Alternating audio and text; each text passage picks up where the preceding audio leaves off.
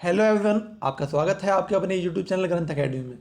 देखिए, हम पढ़ रहे थे शब्द रचना के 50 महत्वपूर्ण प्रश्न जो आगे आगामी परीक्षा के लिए महत्वपूर्ण हैं और साथ ही पहले भी पूछे जा चुके हैं। ठीक है, ऐसे हम 50 प्रश्न लाए हैं शब्द रचना और वाक्य के। ठीक है, तो हम 25 कर चुके हैं पहली वीडियो में, आज उसका सेकंड पार्ट है। आज हम 25 और करेंगे और उसके बाद नेक्स्ट वीडियो में कोई नेक्स्ट चैप्टर लेंगे। ठीक है, आइए शुरू करते हैं। शुरू करने से पहले वीडियो को लाइक कर दीजिए, चैनल को सब्सक्राइब कर दीजिए, साथ ही बेल का आइकन दबा दीजिए जिससे आपको नोटिफिकेशन मिलते रहें। आइए शुरू करते हैं। देखिए, पहला क्वेश्चन है हमारा, पहला प्रश्न है हमारा, उच्चारण शब्द में उपसर्ग है जो हमारा। अब बताइए, पहले बात बताइए कि उपसर्ग क्या होता है।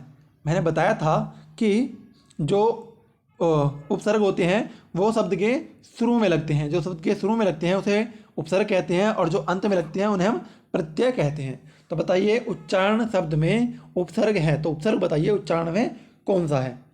तो देखिए, उच्चारण जो है हमारा उत् धन चारण होता है। तो उच्चारण का होता है उत् धन चारण। ठीक है, तो क्या होगा हमारा उच्चारण। ठीक है, तो हमारा जो इसमें उपसर्ग है वो हमारा है उत्। ठीक है, अगला है हमारा कि रिपोर्ताज किस भाषा का शब्द है। रिपोर्ताज किस भाषा का शब्द है। देखिए, जो मैं क्वेश्चन करवा रहा हूँ ये यूपी पीजीटी में पूछा क्वेश्चन है 2010 में, और ये बहुत ही इंपॉर्टेंट क्वेश्चन है, प्रश्न है कि रिपोर्ताज किस भाषा का शब्द है। तो देखिए, रिपोर्ताज जो है हमारा फ्रांसीसी भाषा का शब्द है। ये हमारा फ्रांसीसी भाषा का शब्द है। देखिए, ये डायरेक्ट क्वेश्चन पूछ जाते हैं, ये एकदम डायरेक्ट पूछ लेते हैं कि सीधा यही सेम डिट्टो यही छाप देगा कि रिपोर्ताज किस भाषा का शब्द है, सेम टू सेम यही छाप देगा। ठीक है ना, तो आपको हमेशा आंसर पता होना चाहिए कि क्या है, कि आप कंफ्यूज भी ना हो। रिपोर्ताज हमारा फ्रांसीसी भाषा का शब्द है। ठीक है ना, तो कंफ्यूज नहीं होना है, भ्रमित नहीं होना है, बस क्वेश्चन को देखना है, प्रश्न को पढ़ना है और उत्तर हमें लिख देना है, मतलब कि टिक कर देना है। ठीक है, अगला है हमारा, कारतूस किस भाषा का शब्द है। बताइए इसका क्या उत्तर है। कारतूस किस भाषा का शब्द है। तो जो हमारा कारतूस है वो हमारा फ्रेंच भाषा का शब्द है। कारतूस हमारा फ्रेंच भाषा का शब्द है। ठीक है, याद रखना है। अगला प्रश्न है हमारा, निम्नलिखित में से किस शब्द में उपसर्ग है। किस शब्द में उपसर्ग है, ऐसा बताइए जिसमें उपसर्ग है। ठीक है ना, तो इसमें से एक ऐसा है जिसमें उपसर्ग मतलब कि 3 ऐसे हैं जिसमें उपसर्ग नहीं है और एक में उपसर्ग है। बताइए कौन से पार्ट में उपसर्ग है, कौन से शब्द में उपसर्ग है, बताइए। तो देखिए, इसका जो उत्तर हमारा है पराजय। पराजय, परा धन जय। ठीक है, तो मतलब पराजय में उपसर्ग है हमारा क्या, परा। ठीक है, ठीक है, तो हमारा जो उत्तर है इसका वो है पराजय। ठीक है, अगला प्रश्न की बात करते हैं, आलपिन और गमला किस विदेशी भाषा के शब्द हैं। तो बताइए, आलपिन और गमला किस भाषा के शब्द हैं, बताइए। देखिए, इसका जो उत्तर है हमारा वो है बी, पुर्तगाली। जो हमारा पुर्तगाली है, जो आलपिन और गमला है वो हमारे पुर्तगाली भाषा का शब्द है। ठीक है, तो अगला है हमारा, रचना के आधार पर वाक्य के भेद। रचना के आधार पर वाक्य कितने प्रकार के होते हैं। तो मैंने बताया था रचना के आधार पर 3 टाइप के होते हैं, एक साधारण होता है, एक संयुक्त होता है और एक होता है मिश्रित। साधारण, संयुक्त और मिश्रित, मैंने तीनों बताए थे कि तीनों क्या है। जिसने नहीं पढ़ा है वो या तो समरी में पढ़ ले या पूरे पाठ को साथ में पढ़ ले। देखिए, जब पूरा पढ़ते हैं उसका अलग ही फ़ायदा होता है, अलग ही लाभ होता है, और जब हम समरी पढ़ते हैं उसका भी कुछ अलग ही लाभ होता है। तो जिसको डीप से पढ़ना है वो प्लेलिस्ट में जाकर पूरे चैप्टर सारी पढ़ ले, और जिसे सिर्फ ऊपर ऊपर का पढ़ना है, मतलब कि बस ऐसा है क्रीम क्रीम, जिसे लगता है कि महत्वपूर्ण ही पढ़ना है, तो हमारी वो समरी पढ़ ले। ठीक है, तो दोनों ऐसे तो बराबर है, पर पूरा डीप में पढ़ना अलग ही बात है। ठीक है ना, तो इसका जो हमारा 31 का जो हमारा उत्तर है वो हमारा 3, रचना के आधार पर वाक्य 3 भेद में बटे हुए हैं। कौन, साधारण, संयुक्त और मिश्रित। ठीक है, अगला है हमारा, अभिधा शब्द शक्ति में। ठीक है, बताइए इसका। वाच्यार्थ प्रकट होता है, लक्ष्यार्थ प्रकट होता है, व्यंग्यार्थ प्रकट होता है, या विचित्र अर्थ प्रकट होता है। बताइए 32 का आंसर क्या है। देखिए, पहले मैं बता दूं अभिधा होता क्या है। देखिए, एक शब्द शक्ति, कहीं आपने शायद सुना होगा या नहीं भी सुना होगा, तो देखिए ध्यान सुनिए। शब्द शक्ति एक शब्द को विभाजित करने वाला एक जरिया है। ठीक है, तो शब्द शक्ति, अभिधा जो हमारा शब्द शक्ति का पहला रूप है। और मतलब जो हम पढ़ा है ना, क्या हमने जो पढ़ा है योग रूढ़, रूढ़, यौगिक, और ये सब जो है ना, ये 3 जो टाइप होते हैं वो अभिधा के ही प्रकार होते हैं।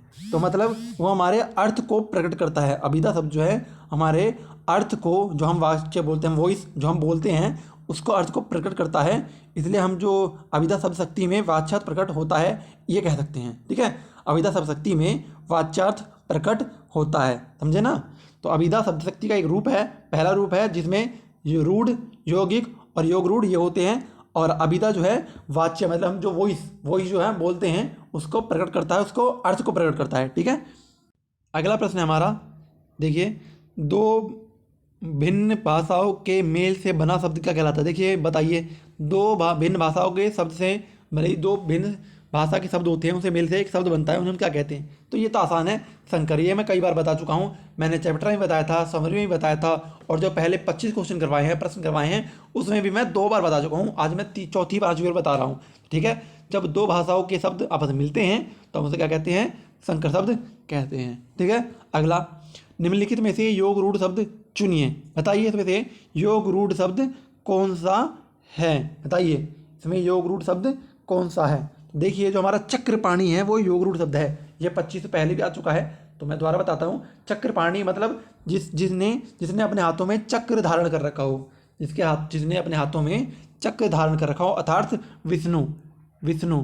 ठीक है, तो हमारा जो विष्णु, देखिए चक्रपाणी, तो ऐसे तो हम जो चक्र हाथ में ले रखा हो उसे हम सीधा कहते हैं चक्रपाणी, लेकिन जो इसका शब्द का प्रयोग किया जाता है वो हमेशा विष्णु के लिए किया जाता है, मतलब उसका शब्द तो अर्थ तो कुछ और है, लेकिन जो उसका प्रयोग किया जाता है वो किसी और के लिए किया जाता है। जब किसी और के लिए प्रयोग किया जाएगा तो हमारा वो कहलाता है योग रूढ़। तो चक्रपाणी हमारा क्या कहलाया, हमारा योग रूढ़, और ये हमारे लिए आता है विष्णु के शब्द के लिए, विष्णु के अर्थ के लिए। ठीक है, अगला प्रश्न है हमारा, घुड़सवार शब्द निम्न में से क्या है। घुड़सवार जो हमारा रूढ़ शब्द है, यौगिक रूढ़ शब्द है, या निरर्थक शब्द है, या रोग रूढ़ शब्द है, इसमें से कौन सा है हमारा घुड़सवार, बताइए।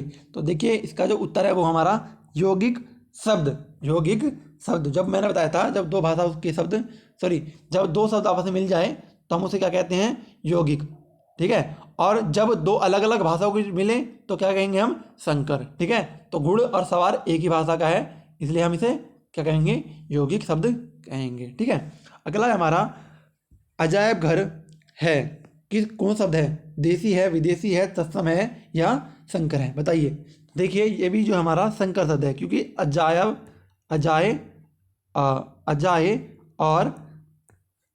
और घर ये हमारे अलग अलग भाषा से लिए गए हैं। ठीक है, अजायब घर हमारे अलग अलग भाषा से लिए गए हैं। ठीक है, तो ये भी हमारा क्या होगा, संकर। ठीक है, अगला है हमारा, वर्णों के उस समूह को जिससे कोई निश्चित अर्थ निकलता हो क्या कहा जाता है, बताइए। वर्णों के उस समूह को जिससे कोई निश्चित अर्थ निकलता है उसे हम क्या कहते हैं, बताइए। तो देखिए, इसका जो उत्तर होगा हमारा शब्द, मतलब कि शब्द। वर्णों के समूह को हम क्या कहते हैं, और जिससे अर्थ भी निकलता हो शब्द कहते हैं। तो एक परिभाषा ही है शब्द की कि जिससे कोई अर्थ निकलता हो और वो शब्दों का समूह हो, तो हमारा क्या कहलाएगा, शब्द। और शब्दों के समूह को जिससे अर्थ निकलता हो उसे हम क्या कहेंगे, वाक्य। ठीक है, अगला, शुद्ध शब्द को स्त्रीवाचक बनाने के लिए किस प्रत्यय का प्रयोग किया जाता है, बताइए। शुद्ध को अगर हम बनाए क्या, स्त्रीवाचक या स्त्रीलिंग, तो हमें से क्या जोड़ना पड़ेगा, तो बस ई जोड़ना पड़ेगा, सूती। ठीक है, सूती हमारा क्या हो जाएगा, वो स्त्रीवाचक या स्त्रीलिंग। ठीक है, अगला हमारा, शुद्ध शब्द को स्त्रीवाचक बनाने के लिए, ये तो सेम ही प्रश्न है हमारा, तो कोई जो तो आप कर ही लिया आपने बी। ठीक है, शुद्ध शब्द को स्त्रीवाचक बनाने का, ये बार छप गया, शायद मिसप्रिंट हो गया है, ये भी हमारा यही है। अगला प्रश्न है हमारा, दुस्साहस शब्द का उपसर्ग चुनिए। दुस्साहस शब्द का उपसर्ग चुनिए, बताइए। उपसर्ग क्या, जो शुरू में जुड़ता हो, जो शुरू में जुड़ा हमारा क्या है, वो दुस धन साहस। ठीक है, दुस्साहस, तो हमारा जो उपसर्ग है इसमें दुस है। ठीक है, अगला है हमारा, सजावट शब्द का प्रत्यय बताइए। सजावट का प्रत्यय मतलब जो अंत में जुड़ा हो। ठीक है, जो अंत में जुड़ा हो तो हमारा क्या होगा, वो आवट। ठीक है, अगला है हमारा, धातु में प्रत्यय जोड़ने से बने शब्द कहलाते हैं। धातु में प्रत्यय जब जुड़ जाते हैं तो उसे हम क्या कहते हैं, बताइए। धातु में जब प्रत्यय जुड़ते हैं तो हम क्या कहते हैं, उसे कृदंत। ठीक है, तो मैंने बताया था कि धातु क्या होता है, धातु रूप पहले शब्द रूप। ठीक है, कोई क्रिया हो तो उसमें जुड़ता है तो हमारा क्या कहलाता है, हमारा कृदंत। ठीक है, अगला है हमारा, निम्नलिखित में से किस शब्द का निर्माण उपसर्ग से नहीं हुआ, जिससे उपसर्ग से नहीं हुआ, बताइए। इसका उत्तर क्या है, देखिए इसका जो उत्तर है देखिए इसमें सारे शब्द उपसर्ग से जुड़े हुए हैं। अवसाद भी है हमारा, ठीक है, सतजन भी है, उन्नति भी है, प्रहार भी है। तो इसमें सारे शब्द जो हमारे वो उपसर्ग से जुड़े हुए हैं, अर्थात इसका उत्तर जो है इनमें से कोई नहीं, ठीक है। तो इनमें से कोई नहीं। अगला प्रश्न हमारा, निम्नलिखित में प्रत्यय युक्त शब्द नहीं है। इसमें से प्रत्यय युक्त शब्द नहीं है, बताइए इसमें से कौन सा हमारा उत्तर है। देखिए बोली में भी है हमारा, पिपासा में भी है हमारा, भाषा में भी है, लेकिन अंकुर में नहीं जुड़ा हुआ है। अंकुर में नहीं जुड़ा हुआ है, अंकुर हमारा पूरा शब्द है एक, ठीक है, इसमें कोई नहीं जुड़ा हुआ है। तो भाषा से भी जुड़ा हुआ है और पिपासा में भी जुड़ा हुआ है, बोली में भी जुड़ा हुआ है, ठीक है। तो इसका जो उत्तर हमारा अंकुर होगा, ठीक है, अंकुर हमारा इसका उत्तर होगा, ठीक है। अगला है हमारा, निम्नलिखित में प्रत्यय युक्त शब्द नहीं है। निम्नलिखित में से प्रत्यय युक्त शब्द नहीं है, बताइए कौन सा है। देखिए पहला ही है, इसमें सादर जो है इसमें कोई प्रत्यय नहीं जुड़ा हुआ है, स्वभाव में भी है, सावधान में भी है, समझदार में भी है। अगला है हमारा, एक उपसर्ग के प्रयोग से बना शब्द। एक उपसर्ग के प्रयोग से बना शब्द, बताइए। देखिए ये आसान आसान है, एक चीज़ इसमें गलत लग रहा है मुझे। देखिए ये उपसर्ग नहीं है, ये हमारा प्रत्यय है, ठीक है।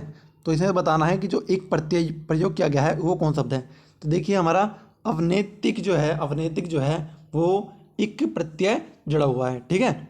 अगला प्रश्न है हमारा, वाक्य में प्रयुक्त शब्द को कहते हैं। वाक्य में जो प्रयुक्त शब्द हो जाते हैं, मतलब शब्द का प्रयोग किया जाता है, उसे हम एक अलग शब्द, उसे अलग ही शब्द का प्रयोग करते हैं, उसके लिए उसे हम क्या कहते हैं, बताइए। देखिए इसका जो उत्तर हमारा वो है हमारा पद।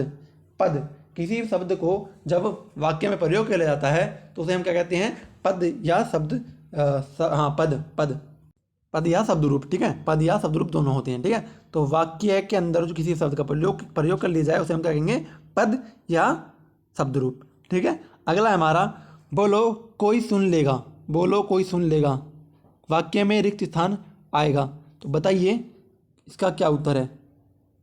शुरू में हमारा रिक्त स्थान है, रिक्त स्थान, फिल इन द ब्लैंक्स एक तरह का ये, डैश बोलो कोई सुन लेगा। मतलब अब हमें खुद सलाह सकती हैं कि धीरे बोलो कोई सुन लेगा। आप थोड़ी कहेंगे जोर से बोलो कोई सुन लेगा, या चीख कर बोलो कोई सुन लेगा, गा कर बोलो कोई सुन लेगा, तो नहीं ना, ये गलत है। तो हम क्या लिख सकते हैं सीधे सीधे, धीरे बोलो कोई सुन लेगा, ठीक है, धीरे बोलो कोई सुन लेगा, ठीक है। तो अगला है हमारा, अगला और आखिरी प्रश्न है हमारा इसमें, जो हमारा वाक्य और क्या नाम है हमारा, शब्द रचना के आखिरी 50 प्रश्न हमारे हो चुके हैं। अगली वीडियो में हम एक अलग टॉपिक लेंगे और पूरा विस्तार से पढ़ेंगे, ठीक है। उससे पहले इस प्रश्न को पूरा कर लेते हैं। वाक्य में शब्दों का क्रम निर्धारित होता है, बताइए। देखिए इसका जो उत्तर है हमारा ए है, वाक्य में शब्दों का क्रम पद क्रम से निर्धारित होता है, ठीक है, पद क्रम से, ठीक है। तो हमारा इसका जो उत्तर होगा हमारा ए, ऑप्शन देखो। आई होप सबको, आई आशा करता हूँ कि सबको समझ में आया होगा। तो जिसे पसंद आया है वो लाइक कर दीजिए, जिसे पसंद नहीं आया है वो डिसलाइक कर दीजिए, और जिसको अच्छा लगता है तो वो वीडियो को सब्सक्राइब, चैनल को सब्सक्राइब कर दीजिए, जिससे आपको नोटिफिकेशन मिलते रहे, और बेल आइकन दबा दीजिए, ठीक है।